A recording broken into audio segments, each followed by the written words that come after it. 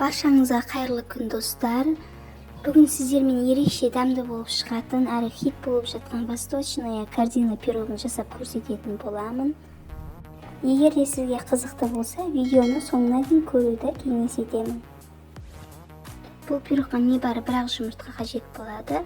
Таза ыдысымызға жұмыртқамызды салып, оның үстіне қантымызды салып, венчиктің көмегімен жақсылап қантымыз ерігенше араластырамыз. Содан соң оның үстіне бөлме температурасында тұрған сармайымызды саламыз. Және де ұнымыздың үстіне бір шай қасық қопсытқышымызды салып, жақсылап араластырып, ұнымызды електен өткіземіз.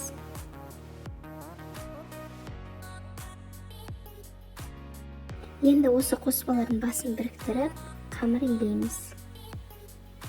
Қамырымыз аса қатты немесе өте жұмсақ болып кетпеуі керек, және де кішкене қатуы үшін тоңазытқышқа жарты сағатқа немесе мұздатқышқа 10-15 минутқа салып қою керек.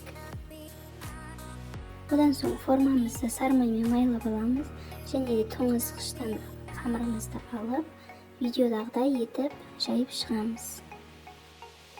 Ал корзинамыздың ішіндегі салмасына өз қалауларыңыз бойынша кептірілген жемістерді қолдана берсеңіздер болады. Мен грек жаңғағын және де сары мейіз, қара мейіз, кураганы пайдаланамын. Сосын осылай жаңғақты және кураганы осындай бөліктерге бөліп саламыз, және де араластырып қабаттап саламыз.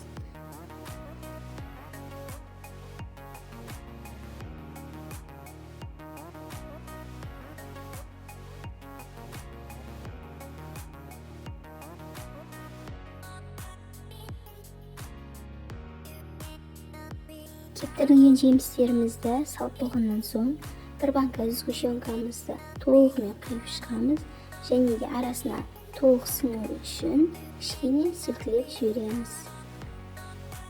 Сгущенкамыз арасына толық сіңіру үшін 10 минутқа қалдырамыз, немесе қасықпен осылай кішкене жайып жібереміз.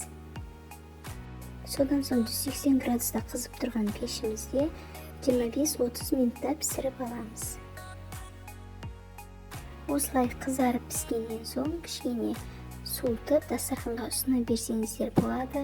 Сіздер де дәл осы рецептпен жасап көріңіздер. Міндетті түрде ұнайтынына сенімдімін. Және де лайк басып, пікір қалдырып, менің каналыма тіркелуді ұмытпаңыздар. Келесі кездескенше аман сау болыңыздар.